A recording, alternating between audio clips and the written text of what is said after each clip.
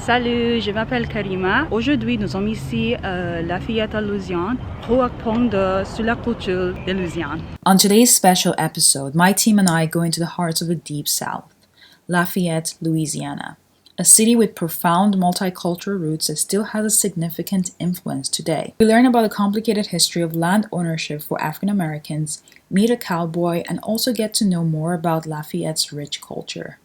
This is Ask a Local. So here we are in Lafayette, Louisiana. We're gonna meet a local here. One cool thing about Lafayette is just the culture, mix of French, Creole, and Louisiana culture, basically. And the cool thing is that's why I liked and I was curious about the city is just like they speak French here. And so we're gonna meet a local who's gonna show us about the culture. This is Drake, a storyteller, film director, and Lafayette local whose goal is to preserve Lafayette's Creole culture and French-speaking culture. He was our main guide around town. My name is Drake O'Donnell. I am a film director, creative director here in Lafayette, Louisiana. I also have a French company that does multimedia. We do work with like different school systems, private companies, and public entities. So I'm a country boy at heart, a little bit of a technology geek, and I love Louisiana. I'm huge on the culture out here and the community. So. Okay. And parlez-vous français? Oui, je parle français très bien. J'apportais français dans l'école, donc j'étais comme le premier grade. Mes cours à l'école étaient en français jusqu'à je finis le lycée. Donc, je parle français aussi. Très bien, très bien. Merci. Drake took my team to the small town of Sunset, which is between Lafayette and Opelousas, Louisiana, to visit his cowboy friends. As we drove through, we noticed a large expanse of what seemed like private property. There is no way my team and I could have access here without a local guide. Upon arrival at a private property, we meet Drake's friend, Peter, who welcomes us with his pickup truck. And yes, we all hopped on the back of his truck to get to meet someone special. You got a belt on? Here, you want this? You show them how it's done. Put it on your side. But you gotta put it on the belt. Hold on. How does it go? That's right. That's a real gun. Just undo your belt, slide that over the belt. And yes, I did freak out, although my face looked calm. While my team member, aka Baby Sis, was wearing the gun to match her belt, I was thinking of safety measures and how to eventually get the gun back to its owner. In the meantime, business first. So this is our guide, Drake. So Drake, can you tell us where are we? So we're in Sunset, the outskirts of Sunset, which is in between Lafayette and Opelousas. A little small town. I don't even know what the population is, but it's too tiny. So a lot of horses, a lot of farms, and a lot of property that's been passed on like generation to generation, which is how they got this. So there'll be like 5-6 generations into like living on the same property, building new houses and taking care of the land, whether it's just the animals or some people use their land for crops and stuff like that. So that's where we at. Right after the Civil War ended in 1865, nearly 4 million people were freed from slavery. Just before emancipation, Union Army General William Tecumseh Sherman met with 20 black ministers in Savannah, Georgia, and asked what they needed. They replied, "The way we can best take care of ourselves is to have land, placing us where we could reap the fruit of our own labor." And with that response, Sherman issued a special field order through the Freedmen's Bureau of 1865 and 1866, declaring that 400,000 acres formerly held by Confederates be given to African Americans, an order that became known as the Promise of 40 Acres and a Mule. Unfortunately, the promises were never fulfilled. Only about 5% of black families in Deep South owned land. At that time, cash was scarce for both white and black Americans in the South. With no land, no cash, and no resources, the freed slaves resorted to a system called sharecropping. Starting in the 1870s, landowners, usually white, allowed tenants, usually freed slaves, to use their land in exchange for a share of the crop. However, the sharecroppers still found themselves in debt due to the lack of capital they had to farm. And in order to pay off those debts, they would perform more labor for the landowners. It was a vicious cycle. Many African Americans left the South and farming altogether and headed to the industrial North for greener pastures. So how were African Americans still able to acquire land? There were a couple of ways they could do this. During the 1800s, land was ridiculously cheap, especially in the South. 1. African Americans saved from their work up north and bought lands down south. 2. Some freed slaves that persevered through sharecropping, a covert slavery operation, managed to grow their own private crops, started making profits, saved and bought land with their savings. 3. The relationship with white landowners. This relationship could be from loyalty or friendship, whereby black farmers would save hard-earned Sunday money and extra wage labor done on the weekends for a piece of land to call their own. The other form of relationship was by blood, as was the case of many Louisiana residents who were Creole, that is, having mixed families with white Europeans. The white landowners would sometimes pass down land to the mixed families, and that's how they were able to acquire and keep these properties in their family. For African Americans, land became many families' primary asset and intricately entwined with heritage and home. Farmland ownership represents more than just a material asset or a source of income.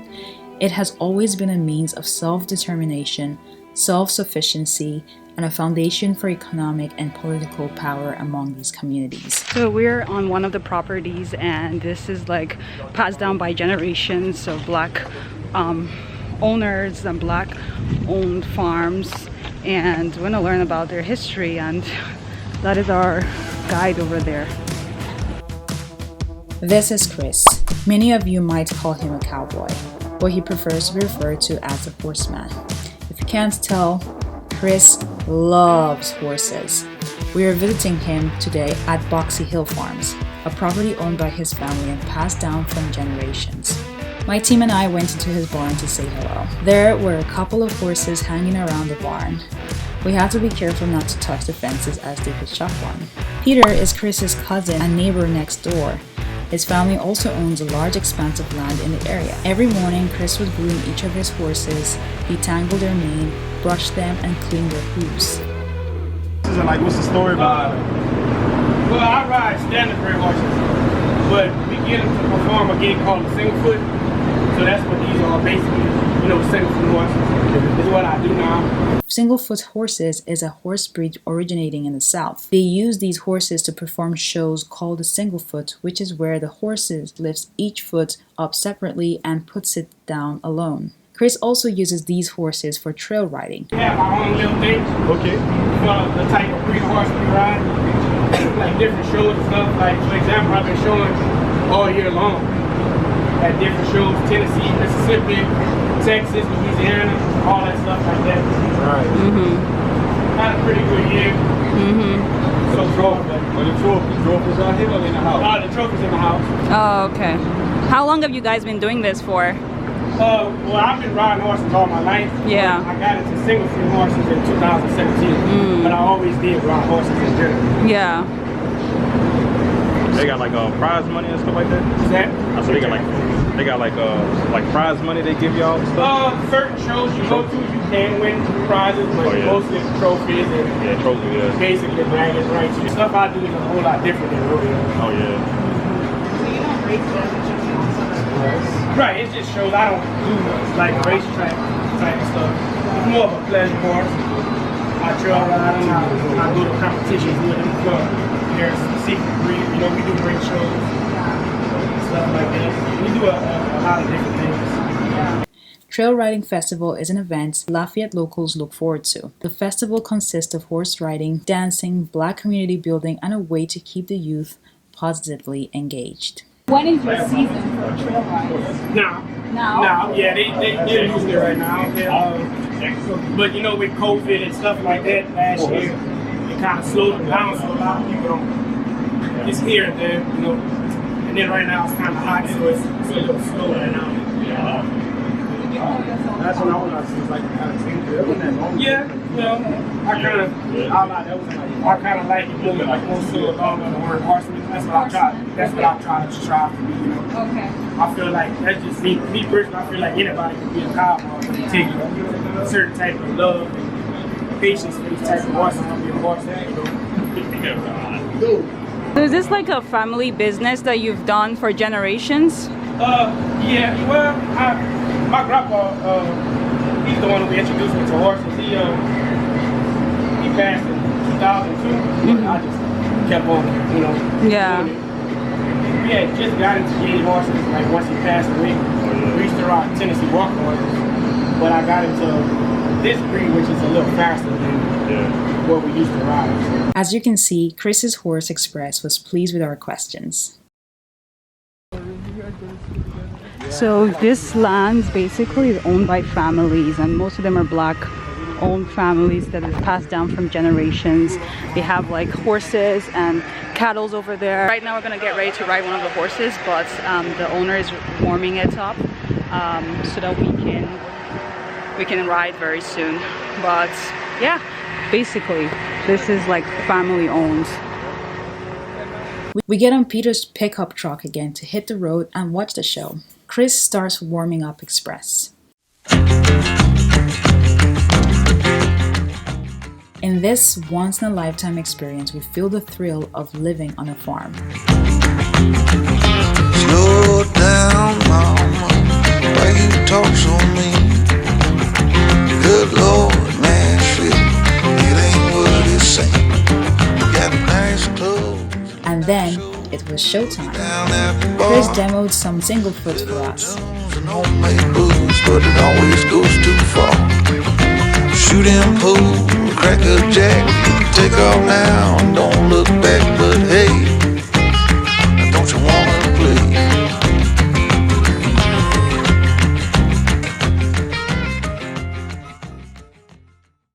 Afterwards, I decided to take a careful ride on Express. You're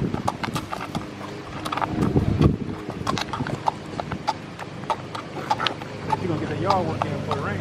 Oh yeah, we pay stuff every week too. We pay for it. You gotta get another blade for it. No, it ain't my phone. It ain't my phone. Drake didn't hold back at all. Damn. Yeah, I appreciate it again. Yeah, thank you so much. You got my number, man. I lock you. And that's the gist on Chris, the Horseman. So I had like a list of places that we could go eat, but I'm just gonna like lay back and let the locals guide us and tell us where to go. Right now we're going to a seafood place. So Chris, one of the guys at the barn, recommended this place for us, and we're gonna check it out.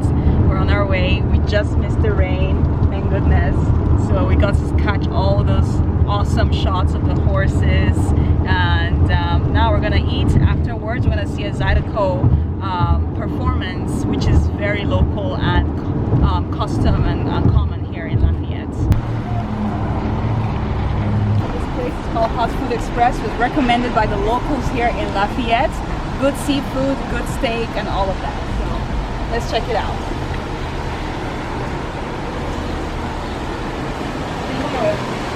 Thank you, Drake. Hot Food Express had a wide variety of seafood, beef, and chicken cuisine, most of which I trust were well seasoned. We had a rice and seafood dish which tasted so good. Can you talk a little bit about culture in Lafayette? Like, what does the culture of Lafayette really encompass? The culture of Lafayette has like very country roots, but then there's also like a lot of progression, a lot of technology, naturally because of the oil industry and the different industries that we have in Lafayette. Oil and probably health are the two biggest things that keep us progressed and somewhat up to date. But I think anybody from here, regardless of demographic, would say that Lafayette is like a melting pot. You know, it really encompasses that idea of Louisiana being a melting pot of a bunch of different cultures. You know, all in like one very small area, you know. It's like even a restaurant that we're eating at right now, it's like Latino, Asian, Creole, Cajun infused cuisine, which is just like crazy to think about anywhere else, but you can get it in Lafayette. So definitely a melting pot of different cultures and demographics. All right. Speaking of melting pots, what languages are commonly spoken in Lafayette? Definitely English, broken English, French, broken French, Creole. We have everything from like Haitian Creole to like Louisiana Creole, which is another form of Creole, what people commonly refer to as Creole.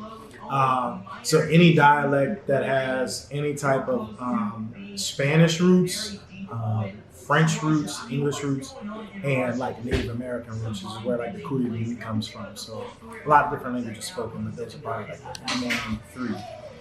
Awesome. So tell us about your company, the French. What does your company do? So my French company, Louisiana, what we do is we create multimedia, and we also empower local creatives to document and preserve like all the different elements of Louisiana culture. So it's definitely oriented around the French language mainly is kind of how that whole idea started. So diving into like our ancestry, teaming up with local schools to produce bilingual content for the kids. And then, like I said, also preserving and documenting like the different parts of Louisiana culture. So like the Cajun culture, which is based on the Acadians that came down from Canada, like way back then. But then also like the Creole culture that's based on African Americans and their relationships with Native Americans, like that all happened here in Louisiana in pre-colonial times. So can you say like someone that's interested in learning French can come to Lafayette and learn French, perhaps? For sure. There's so much going on behind like the Francophone movement, because of the culture, how important of a role that the language plays in our culture. So it's like right now, not far from where we were earlier, in Sunset, there's this even smaller town called Arnaville, and they have an adult French immersion school where like grown-ups of any age can actually go to that school and pick up trades and these, different classes on specific things while learning French and or Creole French, which is really hard to like teach and way less focus on as opposed to like the normal French language or European French. So there's a lot of different initiatives in the area, whether it's like restaurants that still speak French or have French servers, or even like the schools, the classes, the French table talks that they have weekly, or the bilingual events and, like the concerts and like the artists that still perform their music in French and English. So plenty of opportunities to like learn the language and or sharpen up on it. All right, thank you so much. Next, we headed to another property to meet one of Lafayette's famous Zydeco artists. They call him Wayne. Zydeco is a blend of Louisiana French accordion music and Afro-Caribbean beats. The word Zydeco gets its name from a colloquial Creole French expression, les haricots ne sont pas sales, which means the snap beans aren't salty, aka times are hard. Black farmers would play Zydeco music as a form of expressing their challenging times in the Deep South.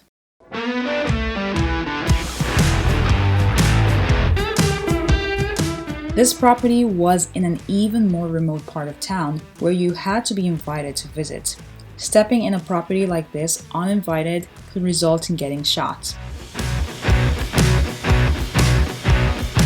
This is Wayne's property. We were welcomed by chickens, tractors, bunnies, horses, and puppies.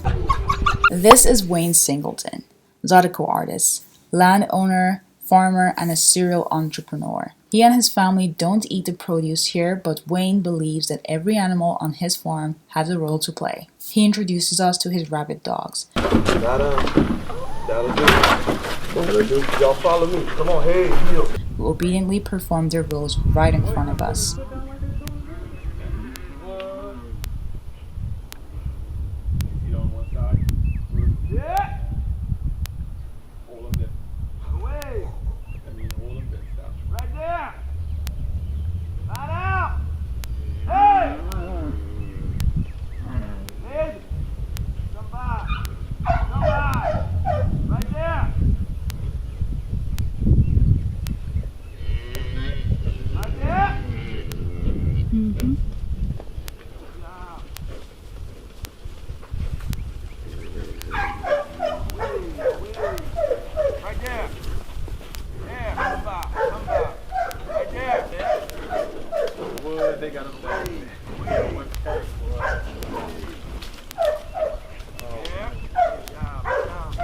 Let me get this on camera, man. See how easy?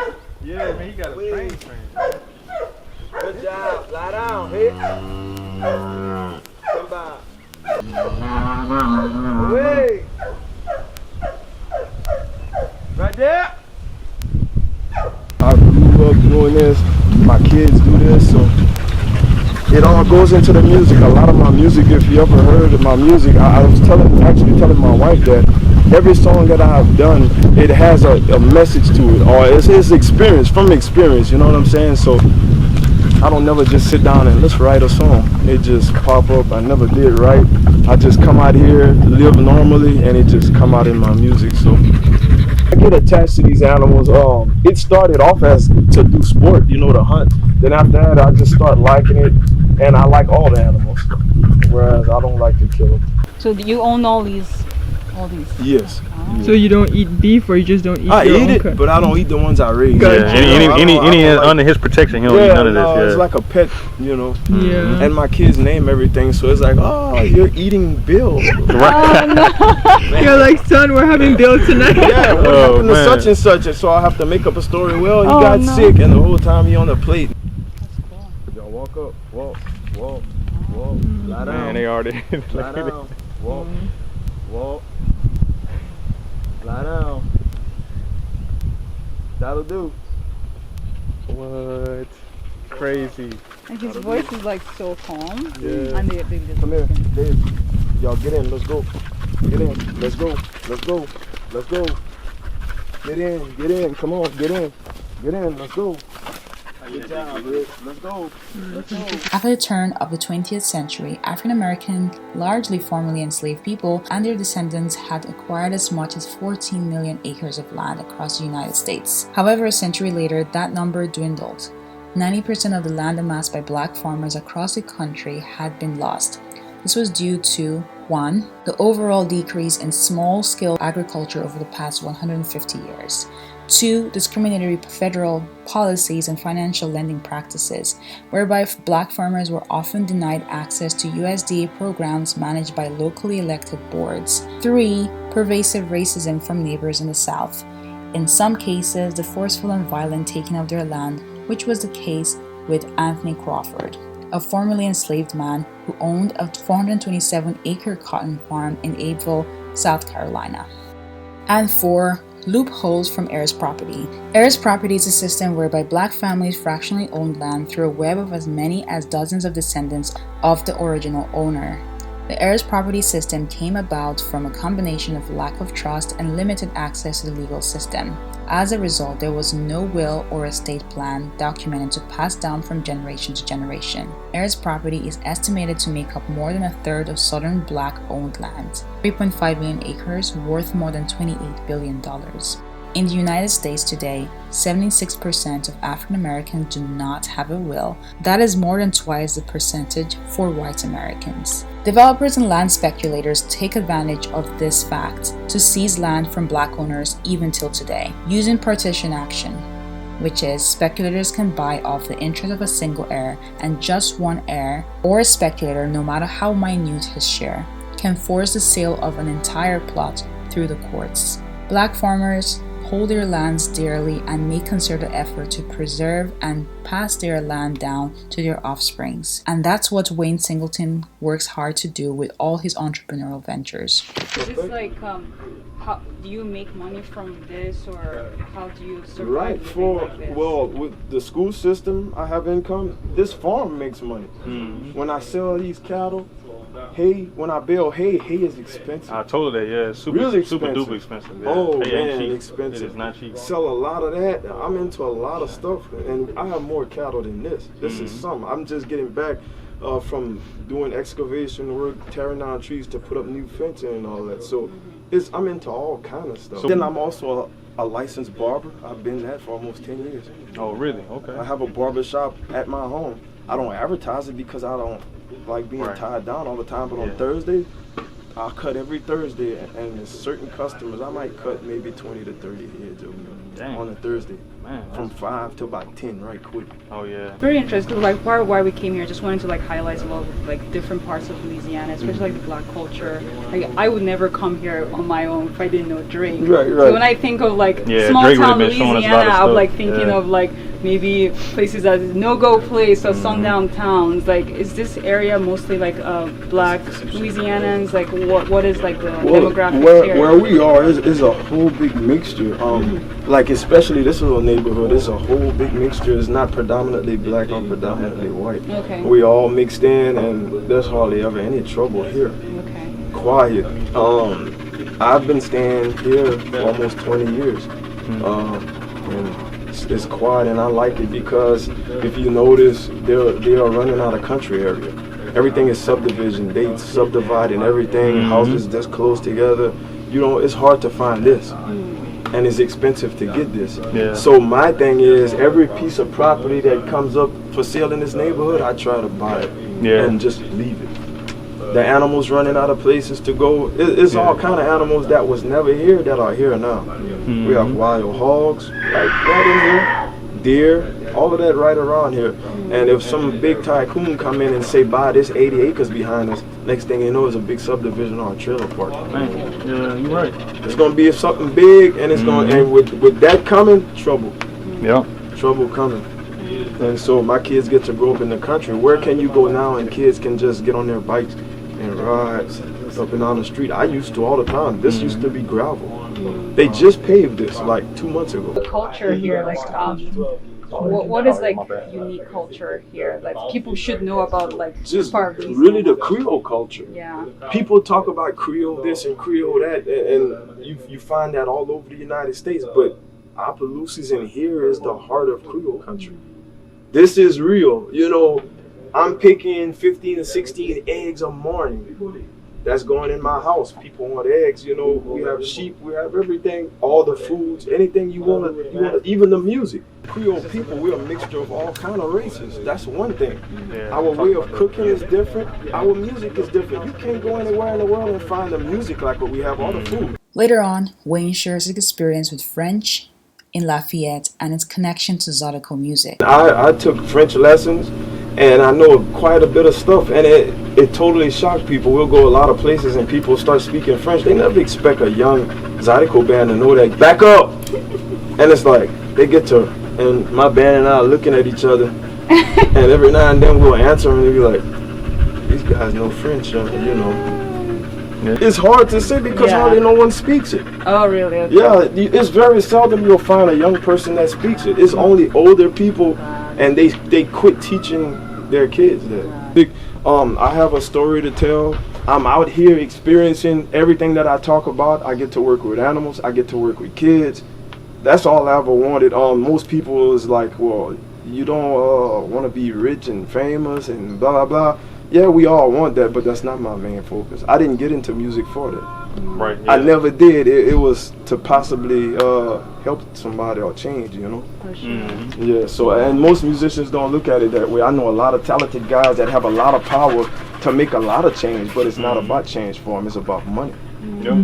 So, unfortunately, the guys with the most power, they're not interested in what this kid or that kid is doing. All that. They just, how can I get my next dollar? Yeah. Whipping out his accordion, Wayne gives us a taste of Zydeco.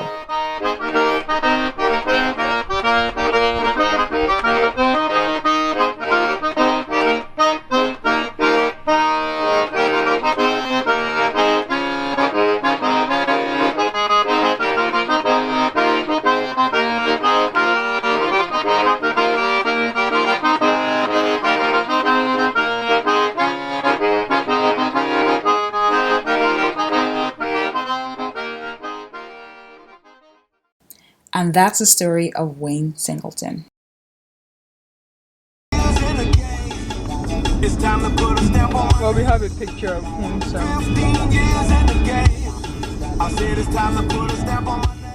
I hope you enjoyed the story. Let us know your thoughts in the comment section down below. Also, check out my exclusive page where I share tips on places to experience unique Louisiana culture not often shared on mainstream media. Go take a look. Thanks for watching, and I'll see you next time. Bye. Hasta luego.